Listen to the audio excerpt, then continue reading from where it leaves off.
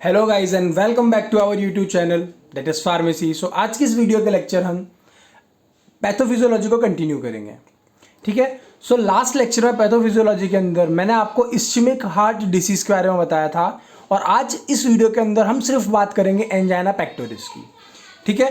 सो angina pectoris की अगर बात करें तो एंजाइना जो एक टर्म होता है, हम किसकी बात कर रहे हैं? Angina pectoris, right.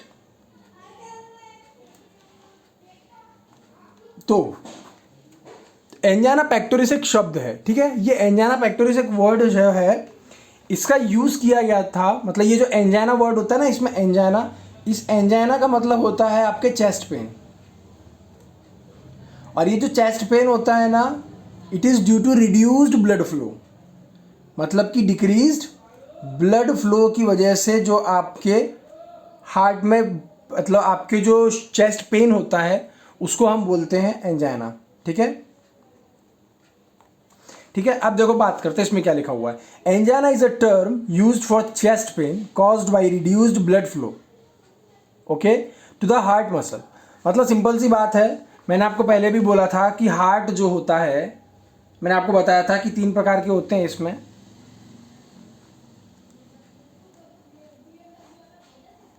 This is heart simply, right. So ये जो हार्ट है, इस हार्ट के अंदर हमने देखा था कि सिंपली क्या रहता है कि हार्ट जो होता है, पहली बात तो ये लंग्स में भेजता है ब्लड, राइट। लंग्स से आते हुए यहाँ आता है ब्लड, फिर यहाँ से ब्लड यहाँ जाता है। ठीक है। ये बॉडी से आया, यहाँ पे गया, यहाँ से ये ऐसे ट्रेवल करते करते ब्लड यहाँ पे गया, यहाँ से आपके इधर पहुँचा, यहाँ से यहाँ, और यहाँ से फिर ये आपकी बॉडी के अंदर एओर्टा में पहुँचा। ठीक है। ये क्या है? ये एओर्टा, और एओर्टा से होते हुए ये बॉडी में चले गया। ठीक है, राइट। अब कहानी सिर्फ इतनी नहीं है, इसमें क्या रहता है कि इसमें एक तीसरा ब्लड फ्लो भी होता है, जिसके अंदर क्या होता है कि हार्ट की जो कोरोनरी वेसल होती है, कौन सी? कोरोनरी जो ब्लड वेसल होती है, वो कोरोनरी ब्लड वेसल क्या करती है कि हार्ट से ही ब्लड लेके हार्ट के मसल्स में ही पंप करती है, फ्रॉम हार्ट टू हार्ट। ठीक है। पंप ब्लड को फ्लो कराती है या ब्लड को सप्लाई करती है। अब अगर इस कोरोनरी ब्लड वेसल के अंदर किसी भी प्रकार का अगर आपको कोई चेंज देखने को मिले, या मान लीजिए इसका डायमीटर अगर कम हो जाए, तो इसकी वजह से क्या हो जाएगा? ब्लड सप्लाई कम हो जाएगी। अब जब ब्लड सप्लाई कम हो गई है तो उसके लिए हम क्या करेंगे? ब्लड की सप्लाई को बढ़ा देंगे, राइट। तो वही हमें इसमें ट्रीट करना है, तो प्लान ऑफ ट्रीटमेंट में भी हम यही देखेंगे। ठीक है। सो अब आगे बात करते हैं। टाइप्स की बात करें तो टाइप्स 3 प्रकार के होते हैं एंजाइना। सबसे पहला एंजाइना होता है स्टेबल, या जिसको क्रोनिक एंजाइना भी बोलते हैं। दूसरा आता है अनस्टेबल एंजाइना। तीसरा जो आता है वो होता है वेरिएंट एंजाइना, या वेरिएंट एंजाइना को ही हम प्रिंसमेंटल एंजाइना भी बोलते हैं। और इसका एक और तीसरा नाम है जिसको हम बोलते हैं माइक्रोवेस्क्यूलर एंजाइना, मतलब कि इसके अंदर आपको वेसल्स का स्मॉलेस्ट डायमीटर देखने को मिलेगा। ठीक, मतलब स्मॉलेस्ट वेसल आपको देखने को मिलेगी। अब बात करते हैं सबसे पहले स्टेबल या क्रोनिक एंजाइना। तो दिस ऑकर्स, ये तब कंडीशन होती है जब हार्ट जो होता है ना वर्क करता है हार्डर, मतलब जब जो जैसे हार्ट है, हार्ट जो होता है वो हार्डर वर्क करता है apart from its normal activity या नॉर्मल स्टेट। ठीक है। जब नॉर्मल स्टेट से ज़्यादा हटकर जब ब्लड आपका, जब ब्लड पंपिंग ज़्यादा होने लग जाए, और जैसे मान लीजिए सपोज कि करके चलिए आपका 120/80 आपकी हार्ट बीट है नॉर्मल, राइट। आपकी अब हार्ट बीट में कर दूं 140, उसके बाद में 100, राइट। तो ये 140 100 क्या है? ये इंक्रीज्ड है। इसमें क्या है? नॉर्मल वाले में जो आपके हार्ट जो होता है, हार्ट का फंक्शन भी नॉर्मल रहता है, लेकिन इस वाले में क्या है? हार्ट के फंक्शंस भी क्या हो गए? इंक्रीज हो गए। तो इस तरह की जो एंजाइना पेक्टोरिस या इस तरह में पेन होता है, तो इस तरह की कंडीशन जो होती है उसको बोलते हैं हम एंजाइना पेक्टोरिस। वो भी कौन सा वाला? Stable angina pectoris, right. अब बात करते हैं हम unstable angina pectoris. Stable angina pectoris की बात करें तो ड्यूरिंग एक्सरसाइज के दौरान जो होता है ये आपको देखने को मिलेगी। अनस्टेबल एंजाइना की बात करें तो this does not follow regular pattern, ये रेगुलर पैटर्न फॉलो नहीं करती है। इसका ऐसा नहीं होता है कि जब जब आप प्रैक्टिस करो तब तब आएगी। जैसा स्टेबल है तो जब जब आप प्रैक्टिस करोगे, एक्सरसाइज करोगे, हैवी एक्सरसाइज करोगे, तो आपको स्टेबल एंजाइना देखने को मिलेगा कंडीशन। लेकिन जब आप बात करोगे अनस्टेबल एंजाइना, तो अनस्टेबल एंजाइना का ऐसा कोई पर्टिकुलर सीक्वेंस नहीं है कि वो स्टेबल एंजाइना के जैसे बार बार आए। जब जब आप ये कंडीशन करोगे तब तब वो आएगी नहीं, ये कभी भी आ सकती है, ठीक है ना। हार्ट अटैक मतलब regular pattern and can occur even at resting stage. जब आप रेस्ट कर रहे हो तो रेस्ट करते करते हो सकता है आपको आ जाए। इसीलिए ये अनस्टेबल एंजाइना जो होते हैं ना, आपने नाम सुना होगा साइलेंट हार्ट अटैक्स। कुछ हार्ट अटैक्स ऐसे होते हैं जो आपको पता पड़ जाते हैं, पर कुछ ऐसे हार्ट अटैक्स होते हैं जो नॉर्मल कंडीशन में बैठे बैठे हार्ट अटैक आ गया। तो इस तरह के हार्ट अटैक्स जो होते हैं उसको बोलते हैं साइलेंट हार्ट अटैक्स, और वो कंडीशन जो होती है वो इससे मिलती जुलती है अनस्टेबल एंजाइना से, या इसकी वजह से वो आपको साइलेंट हार्ट अटैक्स देखने को मिलते हैं, ठीक है। A person suffering from this type become prone to future heart attack with a short time hours और वीक। अनस्टेबल एंजाइना में क्या होता है कि जो फ्यूचर में जो मतलब इंसान है जो काम कर रहा है उसके अंदर जनरली क्या कंडीशन हो जाएगी कि उसके अंदर अगर आप जब देखोगे ना तो वो कभी भी आ सकता है। मतलब पहले महीनों में आया करेगा हार्ट अटैक, फिर आपके हार्ट अटैक के चांसेस जो होंगे वो आपको वीक्स में आने लगेंगे, फिर आपको आवर्स में आने लगेंगे, ठीक है। तो ये जो होता है ये अनस्टेबल एंजाइना होता है। अब अगर हम बात करें तीसरा जो मोस्ट इंपॉर्टेंट टाइप है वो है आपका वेरिएंट, ठीक है। थर्ड कौन सा है? Variant, right. अब जब वेरिएंट की बात करें, इसका दूसरा नाम, इसके दो नाम और हैं। पहला नाम क्या है? प्रिंजमेंटल्स एंजाइना। जब आप कोलॉजी को पढ़ेंगे, फार्माकोलॉजी जब आप टॉपिक पढ़ेंगे सब्जेक्ट, उसके अंदर आपने पढ़ा होगा एंजाइना पेक्टोरिस। जब कार्डियोवैस्कुलर सिस्टम आप पढ़ोगे तो कार्डियोवैस्कुलर सिस्टम में एंजाइना पढ़ोगे और वहां पे ये इटायोलॉजी वगैरह आपको पूरा काम आएंगी। मैं आपसे सिर्फ एक ही बात बोलना चाहूंगा, 3 सब्जेक्ट अगर आपको कोलॉजी के ऊपर अच्छे से फोकस करना है, अच्छे से मास्टरी करनी है, तो 3 सब्जेक्ट आप साथ में चलाइए, बहुत अच्छे से कोलॉजी आपकी मास्टर्स कर लेंगे। एक तो हो जाएगा एचएपी अच्छे से आनी चाहिए आपको, दूसरा होता है पैथोफिजियोलॉजी, ठीक है, और तीसरा होता है कोलॉजी, ठीक है। ये 3 मिलके आप सब्जेक्ट, ये तीनों सब्जेक्ट अगर आप स्ट्रॉन्ग कर लेते हो तो कोलॉजी में, इस पर अगर मैं ये बोलूँगा कि एचएपी और पैथो अगर आपका स्ट्रॉन्ग है तो आपको कोलॉजी में इतना प्रॉब्लम नहीं आएगा, बहुत सिंपल लगेगी कोलॉजी, ठीक है। अब बात करते हैं इसके साथ में, इसका एक साथ में एक चौथा सब्जेक्ट जो आता है जो मेडिसिनल केमिस्ट्री भी होता है। ये 4 सब्जेक्ट अगर आप एक साथ पढ़ोगे तो बहुत बेनिफिट मिलेगा, ठीक है। अब बात करते हैं हम अनस्टेबल एंजाइना की बात होगी, ठीक है। अब बात करते हैं प्रिंजमेंटल क्या होता है? This occur due to the abnormal narrowing और relaxation of blood vessels which reduces the blood flow to the heart. Prinzmetal, या फिर आप इसको बोल रहे हैं माइक्रोवेस्क्युलर एंजाइना। ये एंड लिखा हुआ है ना, वो और कर दिया था तो और का मैंने एंड बनाने के लिए ऐसा डिजाइन डाल दिया, ठीक है। तो ये एंड लिखा हुआ है। माइक्रोवेस्क्युलर एंजाइना जो होता है, दिस टाइप ऑकर, मतलब this occur due to the abnormal narrowing of relaxation, या तो एबनॉर्मल नैरोइंग हो जाए या फिर रिलैक्सेशन हो एबनॉर्मली, उसकी वजह से आपको जो कंडीशन देखने को मिलेगी वो होगी आपके वेरिएंट या माइक्रोवेस्क्युलर एंजाइना, ठीक। अब नेक्स्ट टॉपिक पे बात करते हैं अपने इटायोलॉजी की बात करें तो कोरोनरी आर्टरी डिसीजेज जो होती हैं are the most common causes of angina.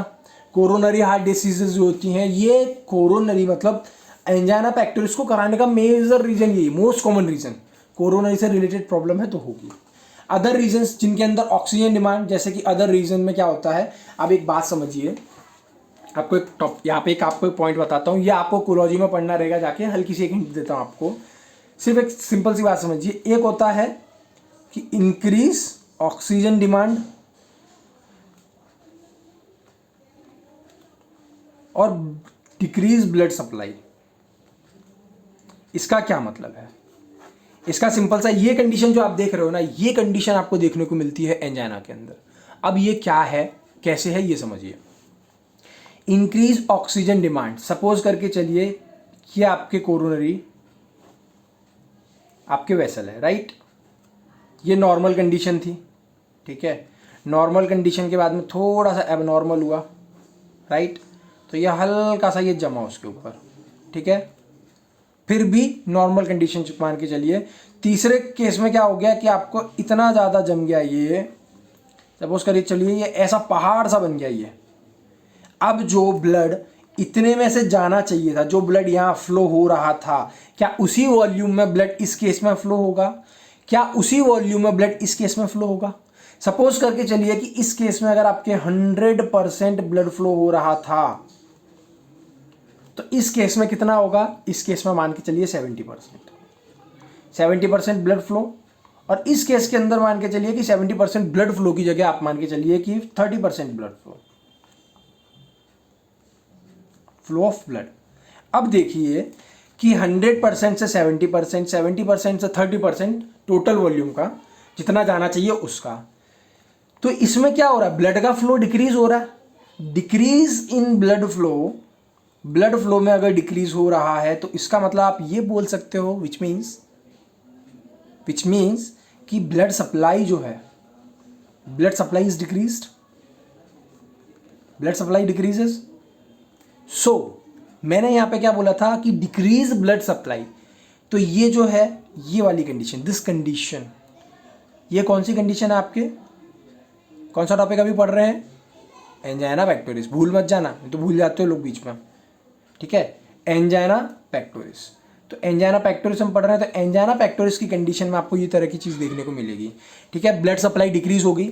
दूसरी बात, ब्लड के अंदर क्या होता है, आपको पता है कि ब्लड के अंदर होता है हीमोग्लोबिन, राइट, हीमोग्लोबिन के अंदर होता है हीम के अंदर होती है पोरफायरिन रिंग। चलो वो सब तो छोड़ो, हीम का काम क्या रहता है, हीम जो रहता है वो ब्लड सप्लाई के, वो क्या करता है, ब्लड सप्लाई नहीं, आप बोल लीजिए ऑक्सीजन सप्लाई करता है, ठीक है, ऑक्सीजन सप्लाई करता है। अब जरा सोचिए, आप काम कर रहे हैं, आपका हार्ट अटैक, मतलब आपकी कंडीशन बढ़ी, आपको सप्लाई ज़्यादा, आपके हार्ट को ऑक्सीजन ज़्यादा चाहिए, पर ब्लड, अब देखो वो काम कर रहा है, पहले उसको आप जब तक खाना दे रहे थे, ऑक्सीजन दे रहे थे, तब तक वो काम कर रहा था, पर उसको ऑक्सीजन की डिफिशियंसी होने लगी। जब ऑक्सीजन की डिफिशियंसी होने लगी तो उसकी वजह से क्या होगा, वो ऑक्सीजन की सप्लाई को बढ़ाने के लिए बोलेगा कि भैया ऑक्सीजन की सप्लाई को बढ़ाओ, ठीक है। जब ऑक्सीजन की सप्लाई बढ़ाने के लिए बोलेगा तो उसने क्या करा, ऑक्सीजन की डिमांड को बढ़ाया।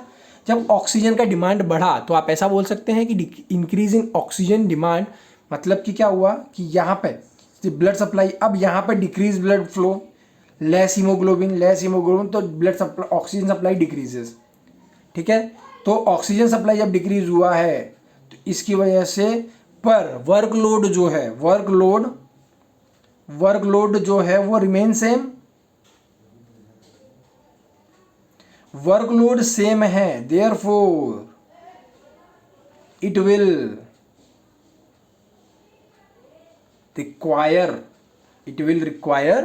higher amount of oxygen, it will require larger amount of oxygen, जिसका मतलब क्या है कि ऑक्सीजन डिमांड जो है वो बढ़ गया है। तो यही मैंने आपको बोला कि ऑक्सीजन डिमांड बढ़ जाता है, और कोरोनरी में, मतलब आपको इसमें जो अपन एंजाइना पेक्टोरिस पढ़ रहे हैं, इसके अंदर क्या रहता है, ब्लड सप्लाई डिक्रीज हो जाती है। तो ये जो है ना, ये जो मैंने आपको समझाया ना, यही पैथोजेनेसिस में अभी आपको पढ़ने को मिलेगा, देखो कैसे, ठीक है। अब देखो बात करते हैं पैथोजेनेसिस की, बात करें। अब जैसे हम बात कर रहे थे कि अदर रीजन जो ऑक्सीजन डिमांड को या एंजाइना को रिजल्ट करा सकते हैं वो कौन कौन से होते हैं, एक्सरसाइज, स्ट्रेस, थायरोटॉक्सिकोसिस, ये कुछ कंडीशंस हैं। एओर्टिक स्टेनोसिस, स्टोन के जैसा, मतलब पत्थर के जैसा, फाइब्रोसिस टाइप जैसा। हाइपरटेंशन, ब्लड सप्लाई, मतलब ब्लड प्रेशर जो है वो बढ़ गया, ठीक है। However the most common cause of angina pectoris is narrowing of the coronary artery and atherosclerosis. मैंने क्या बोला, देखो मैंने यहाँ पे आपको समझाया था कि ये कोरोनरी है, ठीक है, ये कौन सी है, ये है कोरोनरी आर्टरी, राइट, ये तीनों कोरोनरी आर्टरी हैं। मैंने क्या बोला, मैंने ये बोला कि यहाँ पे ये जम रहा है जिसकी वजह से ब्लड सप्लाई डिक्रीज हो रही है, तो ये कंडीशन कौन सी हो रही है, एथेरोस्क्लेरोसिस। तो एथेरोस्क्लेरोसिस जो हो सकता है वो भी कॉज कर सकता है। नैरोइंग, मतलब कि वैसो कंस्ट्रिक्शन हो जाए, डायलेशन नहीं, वैसो कंस्ट्रिक्शन हो जाए। जब ब्लड वेसल्स कंस्ट्रिक्ट होती हैं, नैरो होती हैं, तो उसको एक टेक्निकल वर्ड में हम बोलते हैं वैसो कंस्ट्रिक्शन। ये आगे चल के कोलॉजी में आपको यही सुनना है, vaso constriction, vaso dilator. Constriction मतलब सिकुड़ रहे हैं, डायलेट करना है तो हम वैसो डायलेटर्स दे देंगे, ठीक है। तो वैसो डायलेटर्स भी हम इसके प्लान ऑफ ट्रीटमेंट में इंक्लूड करते हैं, ठीक है। पैथोजेनेसिस की बात करें तो जब ऑक्सीजन डिमांड एक्सीड सप्लाई, मतलब ऑक्सीजन डिमांड इतनी ज़्यादा हो जाती है कि अब उसकी भरपूर नहीं हो रही है, तो उसकी वजह से फिर मायोकार्डियल इस्कीमिया की कंडीशन कॉज होती है। जब तक आपके हार्ट सेल काम चला पा रही थी ऑक्सीजन की कमी की वजह से, तब तक चलाया उसने, लेकिन जैसे ही वो डिमांड के ऊपर निकल गया तो फिर आपको देखने को मिल जाएगा मायोकार्डियल इस्कीमिया कंडीशन। ठीक है, oxygen supply to the heart में reduce to the given factor. Oxygen supply जो होती है हार्ट के अंदर कुछ गिवन गिने चुने फैक्टर्स की वजह से डिक्रीज हो सकती है। फॉर एग्जांपल जैसे stenotic atheromatous disease of epicardial coronary artery, जो कोरोनरी आर्टरी होती है उसमें स्टेनोसिस एथ्रियोमेटस हो जाए, डिसीज कंडीशन। ठीक है, दूसरा क्या है कि कोरोनरी आर्टरी स्पाज्म हो जाए, सिकुड़ने लग जाए coronary artery. Arterial thrombosis, thrombosis मतलब कि ये प्लेटिलेट एग्रीगेशन जो होता है जिसकी वजह से आपने क्या होता है एथेरोस्क्लेरोसिस। ठीक है, तो थ्रोम्बोसिस का मतलब क्या है कि प्लेटिलेट्स का एक जमावड़ा या प्लेटिलेट्स का जो होता है एग्रीगेशन होना। ठीक है, इन्फ्लेमेशन आर्टरीज, इन्फ्लेमेशन कैसे कर सकता है, जैसे सपोज करके चलिए कि ये नॉर्मल आपके ब्लड वेसल है। ठीक है, ये नॉर्मल ब्लड वेसल है।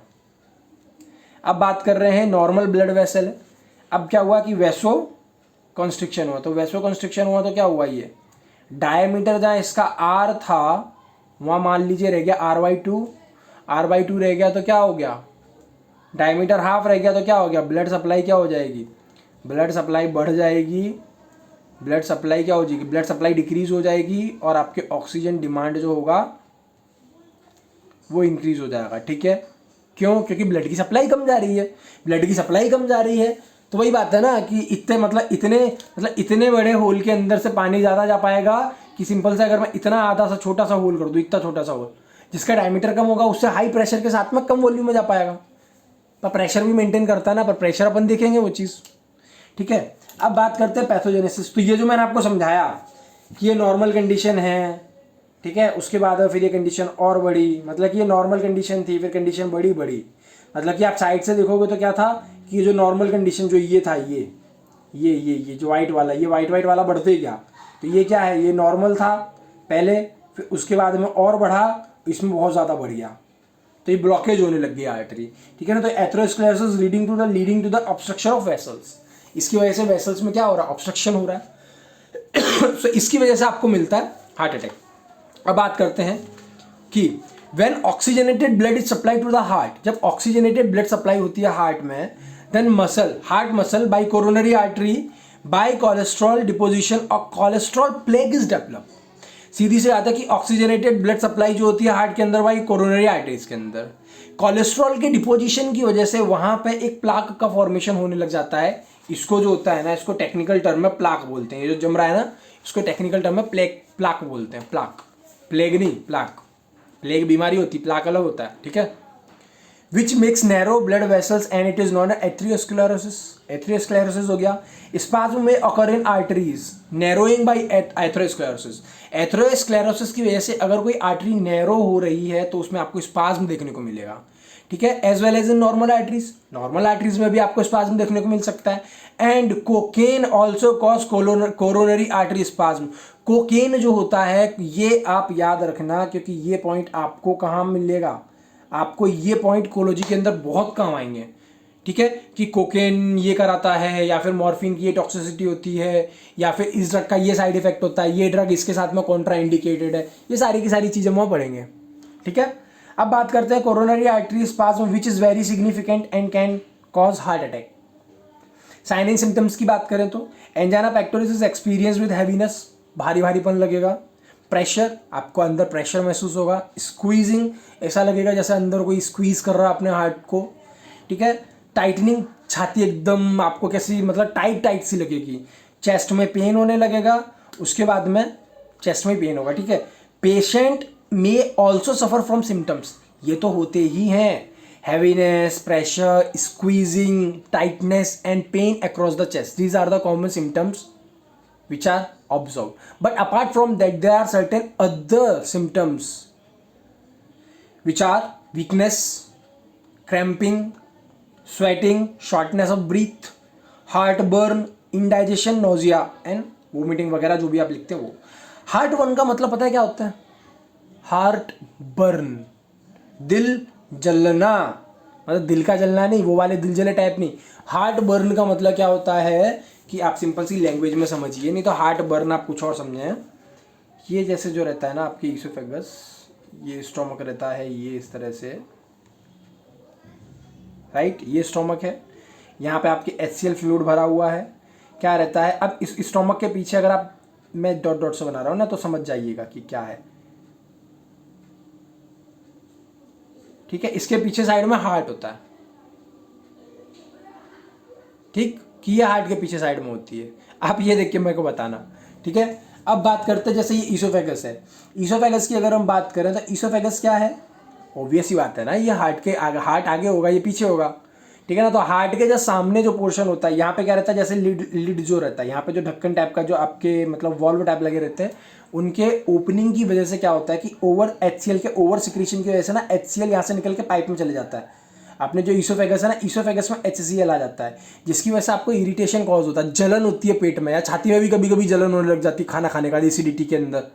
तो उस कंडीशन को बोलते हैं हार्ट बर्न, ठीक है। दिल जलना नहीं होता, हार्ट बर्न का मतलब होता है हार्ट के सामने बर्न जैसी कंडीशंस महसूस हो रही है हार्ट के पास वाले रीजन में, इसलिए उसको हार्ट बर्न बोलते हैं, ठीक है ना। कॉम्प्लिकेशंस क्या क्या हो सकते हैं, there are many complication regarding angina pectoris, but the most dangerous complication of angina pectoris is heart attack and heart stroke. Why it is most dangerous? Because it may lead to death of an patient, right? What are the various diagnostic features? So if the patient is suspected of angina, the physician suggests him to undergo either one of the following tests mentioned below. ये कुछ आपको test दिए गए हैं, इनमें से आपको कुछ टेस्ट करवाने पड़ेंगे अगर आपको उन्होंने बोला है तो, एश्योरिटी के लिए। सबसे पहले इलेक्ट्रोकार्डियोग्राम, इलेक्ट्रोकार्डियोग्राम जो है टेस्ट है, ECG जिसको बोलते हैं। स्ट्रेस टेस्ट, आपका स्ट्रेस टेस्ट कराया जाएगा, चेस्ट एक्सरे कराया जाएगा, कोरोनरी एंजियोग्राफी कराया जाएगा, ब्लड टेस्ट कराया जाएगा, इनसे आपको पता लगाया जा सकता है। और इसके साथ में इसमें ना हम डाई टेस्ट भी कर सकते हैं।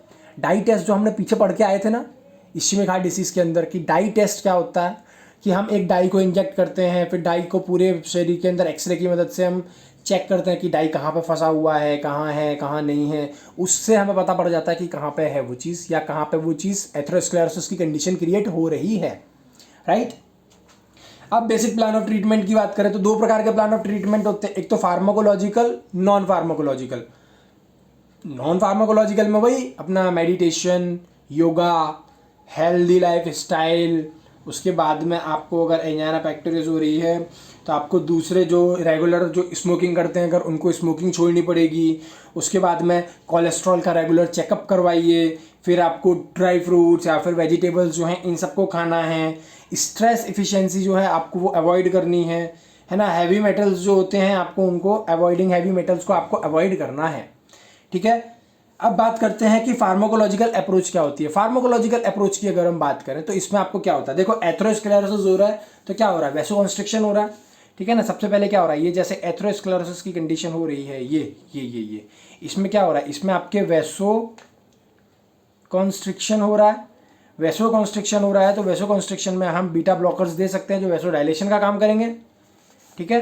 तो यहाँ पे हमें क्या करना है, डायलेशन कराना है, डायलेशन कराना है तो उसके लिए बीटा ब्लॉकर्स हमारे हेल्पफुल रहेंगे। आई होप आपको दिख रहा होगा ये बीटा ब्लॉकर्स, राइट। अब अगर हम बात करें कि फार्माकोलॉजिकल अप्रोच में सबसे पहले आते हैं nitrates, nitroglycerine available for in the form of sublingual spray और tablet rapidly relieves anginal pain as it open up the heart coronary arteries. आपने देखा होगा कि जो नाइट्रोग्लिसरीन की टैबलेट्स आती हैं, जो जनरली जिनको हार्ट अटैक के पेशेंट्स होते हैं वो अपने साथ में एक मेडिसिन लेके चलते हैं। जैसे उनको हार्ट अटैक की जैसी कंडीशन हुई तो मेडिसिन को लेके अपनी टंग के नीचे उसको रख लेते हैं। सब लिंगुअल टैबलेट होती है। फर्स्ट सेमेस्टर में आप पढ़ के आए कि सब लिंगुअल डोजेस फॉर्म क्या होते हैं, तो आई होप आपको वो समझाने की जरूरत नहीं है, राइट। सो वो क्या करती है कि जो कोरोनरी वॉल्व होते हैं, वॉल्व को ओपन करा देती है, जिसकी वजह से प्रेशर आपके रिड्यूस हो जाता है और आपके प्रॉब्लम नहीं आती। बीटा ब्लॉकर्स हमको देना है, कैल्शियम चैनल ब्लॉकर्स देना है, उसके बाद में कैल्शियम के एंटागोनिस्ट जो हमको देने हैं वो, एंटी प्लेटिलेट्स ड्रग। अब बात ये आती है कि एंटी प्लेटिलेट्स ड्रग क्यों दें, प्लेटिलेट्स का क्या काम। आपको याद है मैंने बोला था कि सबसे पहले जब डैमेज होता है वहाँ प्लेटिलेट्स आके इकट्ठे होते हैं, फिर प्लेटिलेट्स के बाद में और प्लेटिलेट्स आके इकट्ठे होते हैं, फिर और सारे प्लेटिलेट्स आके इकट्ठे होते हैं, फिर कोलेस्ट्रॉल वगैरह और भी चीज़ें आके इकट्ठी होती हैं। स्टार्ट किसने करी, ये कंडीशन की शुरुआत किसने करी, ठीक है। तो ये जो है ना आपके प्लेटिलेट्स ने करी। अब जब प्लेटिलेट्स ने इसकी शुरुआत करी है तो प्लेटिलेट्स को रोकना पड़ेगा ना, ऐसे प्लेटिलेट्स जो प्लेटिलेट कंडीशन कॉज करे उसको रोकेंगे हम, इसलिए हम एंटी प्लेटिलेट्स ड्रग देते हैं। सर्जिकल अप्रोच भी रहती है, जैसे कि मैंने आपको बताया। अब जैसे कि ये ब्लड सप्लाई है, यहाँ पे अगर मान लीजिए ब्लॉक हो गया, राइट, ब्लॉक हो गया तो मैं क्या करूँगा, बाईपास सर्जरी करा दूंगा। बाईपास सर्जरी में क्या होगा, एक ट्यूब जैसा यहाँ से लेके इसको बाईपास करके बाहर की तरफ निकल जाऊँगा, बाई मतलब इसके साइड से पास होके बाहर की तरफ निकल जाऊँगा, तो इतना इतना रीजन हमको फिर मिलेगा भी नहीं। तो यहाँ से ब्लड आया, यहाँ से होते होते होते होते यहाँ से चलेगा, तो हमें ये अगर होगा भी तो इतनी प्रॉब्लम क्रिएट नहीं करेगा। ठीक है, उसके बाद में एंजियोप्लास्टी करेंगे। एंजियोप्लास्टी यहाँ पर जो एक टर्म आता है, जब एथेरोस्क्लेरोसिस पढ़ेंगे या पढ़ा था, ठीक है, ये डिपेंड्स कि अपने वीडियो कहाँ पे देखी है, लेकिन जब एथेरोस्क्लेरोसिस के बारे में जब बात करते हैं तो वहाँ पे हमने देखा था कि वहाँ पे एक ऐसा जाली जैसा, एक ऐसा गोल, मतलब गोल जाली जैसा स्ट्रक्चर आता है ना, कैसे इस तरह से सिलेंड्रिकल जैसा स्ट्रक्चर आता है, ये इस तरह से, मतलब ये इस तरह से जाली टाइप रहती है, बहुत माइन्यूट जाली टाइप रहती है इस तरह से।